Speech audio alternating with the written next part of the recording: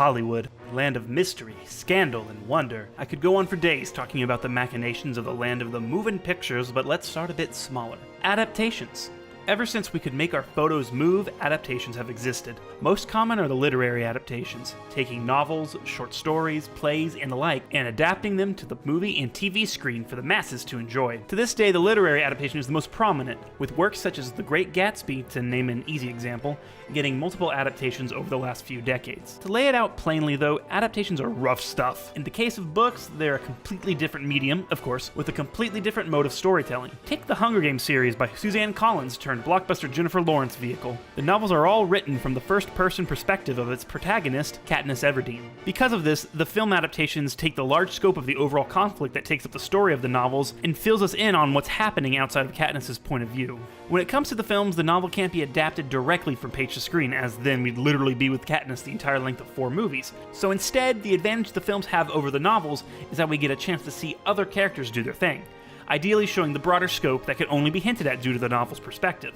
Does it work completely? Debatable. Absolutely not. But it shows how when adapting a work to film, that changes are necessary for it to function in this different medium. If you stick too closely to the source material, which yes is still important, but don't actually take advantage of film as a medium, you get adaptations like 2005's The Producers. Adapting the Broadway musical, which is itself an adaptation of the original 1967 Mel Brooks film, it stays faithful to the book and songs of the show with a few cuts made for time. We even get the original stars of the show, Nathan Lane and Matthew Broderick, returning to their roles as Bialystok and Bloom. However, the film adaptation doesn't take advantage of the film medium itself, instead settling for staging the film in the most basic of manners and not adjusting any of the performances to match with the cameras being much closer to the actors. Keeping everything theatrical, which in my opinion is still pretty entertaining, but it ends up amounting to just basically a taped stage performance rather than an actual movie. Adaptations are tough, and that's not even getting into the intense scrutiny by fans of the source material. A lot of these properties have built-in fan bases, and Hollywood executives see this as a built-in audience who will show up no matter what,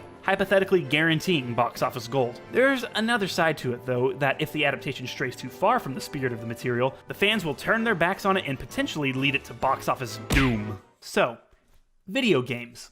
The video game adaptation is probably the most recent type of media to be translated to films, save for emojis, and naturally it all started with a red-hatted plumber. Super Mario Bros. The Great Mission to Rescue Princess Peach was the first film to be released that was based on a video game, exclusively hitting Japanese theaters in summer of 1986. However, the first truly major film adaptation of a video game was the infamous Super Mario Bros. Released in 1993. Monkey!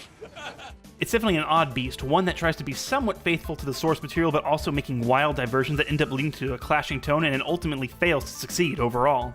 Fighting games then took over the film adaptation arena with Street Fighter releasing in 1994 and Mortal Kombat and its sequel, Mortal Kombat Annihilation. Too bad you will die. Acting. Releasing in 95 and 97 respectively. Those were modest successes, most notably the first Mortal Kombat, but none of them truly set the world on fire, save for the Street Fighter movie giving us this glorious title of a game. The first major American video game film to achieve huge success was arguably Lara Croft's Tomb Raider in 2001. While not a hit with critics, it made a star of Angelina Jolie and led to a sequel that also did pretty well, though not as well as the first. The next year we received the Resident Evil film, which led to a long series of films that has its fans for sure, but it really is Resident Evil in name only. Other films followed to mostly mediocre at best success, with major studios starting to get onto the video game adaptation stage, with Disney producing a Prince of Persia adaptation, Fox making Assassin's Creed, and Universal making Warcraft. Again, varying degrees of success, with Warcraft actually becoming the most successful video game adaptation of all time thanks primarily to China, but it still wasn't enough to even guarantee a sequel. Even despite numerous box office failures, studios are still chasing after that franchise dollar with Pokemon Detective Pikachu's release, along with Sonic the Hedgehog coming later this year. There's also a new Angry Birds movie coming this year, a sequel to the Tomb Raider reboot, and even a Minecraft movie in development. The train isn't stopping anytime soon. Also worth taking into account are the numerous adaptations that have been released out of Japan. The now dozens of Pokemon anime films are still happening, which are more video game adjacent really than direct adaptations since they tie into the anime series, but I think it still counts. Other notable Japanese adaptations are Final Fantasy VII Advent Children and Kingsglaive Final Fantasy XV from Square Enix, along with other smaller adaptations of Animal Crossing, Professor Layton, and even a live-action Phoenix Wright. However, none of these quite achieved worldwide success, save for the initial 3 Pokemon movies released in the late 90s and early 2000s. So, here's the million-dollar question. Why do so many of these video game adaptations not work? It's best to start with the idea of accessibility. Within the movie industry, there's always the craving for the coveted 4-quadrant film, something that is appealing to audiences of all ages and genders. That's basically the aim of the modern Hollywood blockbuster, notably the Marvel Cinematic Universe. These are films that are created to be large, epic spectacles that anyone can enjoy, thus ensuring box office gold and a sustained life on home video and streaming. So, in adaptation, things may be changed, potentially heavily, in order to somehow make the brand most appealing to the widest possible audience. For example, Resident Evil is adapted into being a more generic monster movie franchise, and Prince of Persia skews more towards an action-adventure vibe a la Pirates of the Caribbean instead of a mysterious quest within one grand location like the video game. Some of these choices make some logical sense narratively in order for the movie to function better as a film, but in most cases, like Resident Evil, it is generally considered alienating to the game's audience. Studios may not particularly care about this, and this is speculation on my part, as they're still aiming for a wider audience and might consider aspects of the game too weird for general audiences to accept. Suffice to say, games are a tough nut to crack. It's hard to translate the experience of having agency when playing as the main character of a video game of whatever franchise, and trying to replicate that into an experience for the audience where the participation is extremely minimal in comparison. That's why, in my opinion, the prospect of an Uncharted film is so odd. Sony is still, as far as we know, moving ahead with an Uncharted movie. However, it's odd because the Uncharted games themselves are intentionally aping the Hollywood adventure movie formula with the added element of you, the player, controlling the protagonist. You're truly in and starring in an action film, so in my opinion, there's no way a passive experience in a movie theater can replicate that feeling, making an adaptation a bit superfluous. Sony is seemingly moving more towards a young Nathan Drake film, which will at the very least differentiate itself from the games by not directly adapting one of their stories. Even if the film succeeds on its own terms as an action-adventure movie, or whatever we end up getting, it still probably won't match up with the source material because that important key sense of interactivity is lost. That leads us to the idea of respecting the source material. While this doesn't determine the quality of the final product necessarily, it's important because if the spirit of the game isn't translated to the screen, then what was even the point beyond sticking a recognizable name onto a film poster? I have to commend Detective Pikachu here, as instead of playing it safe, the film is truly going all in on the Pokemon universe. They could have just adapted the anime or even followed the journey of Red in the Kanto region as in the original Game Boy games, but instead we're getting an adaptation of a 3DS game of all things, where a kid solves mysteries with a deer stalker wearing Pikachu who could speak English and sounds like Deadpool. It's nuts, and it puts a lot of trust in the viewer to accept this world as reality, but it's a risk that has seemingly paid off based on box office results. Now, on the other end of the spectrum, to keep it in 2019, is the Sonic the Hedgehog movie. Yeah, I know. Going based off the trailer that was recently released, it seems like they're aiming for the Smurfs CGI character in the real world premise. There's hints of Sonic's source material here, mainly this final shot of Jim Carrey as Dr. Robotnik looking closer to his original game design, but it mostly seems to be antics in the real world with maybe a glimpse into Sonic's for the finale, or maybe even just a post-credits tease. Speculation on my part, sure, but that's the concept they're selling in this first trailer. If accurate, this is an unfortunate case of not respecting the source material and, unlike Detective Pikachu, not trusting the audience to accept the world the game is based in. Alex Hirsch, creator of Disney's Gravity Falls, put it best in regards to Sonic. Seems to me that in order to adapt a beloved IP like a video game, you need to start with a simple question. What do fans love about this character? What do they love about this world? What feeling does this game give them?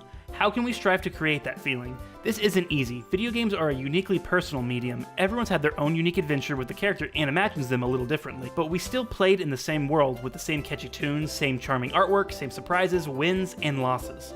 You need to see the cute, strange, whimsical Japanese oddities in your IP not as a liability to overcome, but as an incredible asset, a free gift, something to joyfully showcase, not bury under Hollywood tropes. It's what fans love. That about sums it up, honestly. Trusting and respecting the source material is a necessity in these adaptations.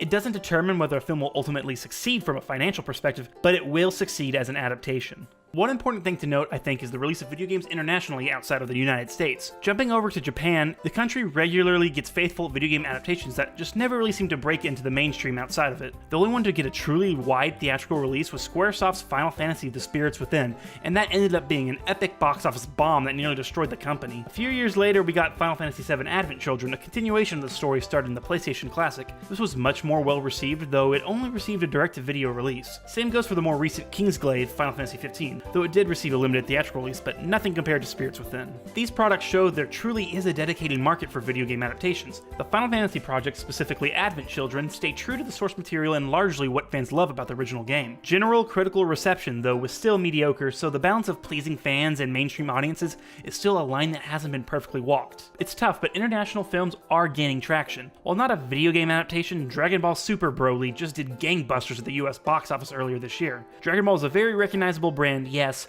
but it seems we're slowly seeing films that are typically seen as more niche gain more traction at the box office. The real test will be to see how Detective Pikachu fares in the long run. If any video game adaptation can walk the line between niche and mainstream, it's a film based on a phenomenon like Pokemon. In the end, the simplest argument that can be made is that filmmaking is tough.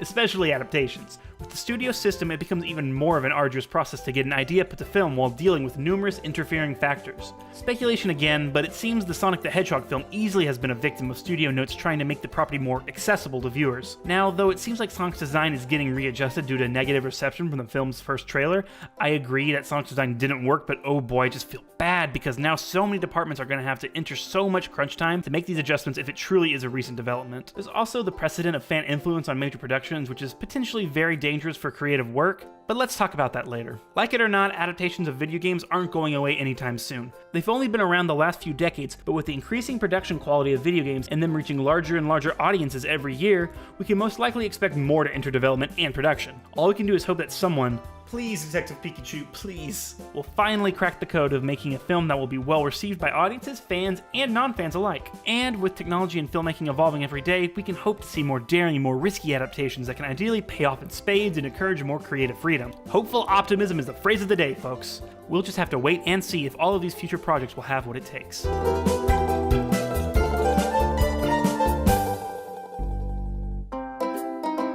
Thank you guys for watching this video. It was a bit different, so I really hope you enjoyed it. We'll definitely be going more into this topic in later videos, but I wanted to keep it brief for this time, so let me know what you think in the comments below. You can also follow me on other platforms like Twitter, where I post regular video updates and more, and you can also follow me on Twitch, where I stream a whole bunch of stuff. Again, thank you all for watching, and I'll see you around. Here you are, ma'am.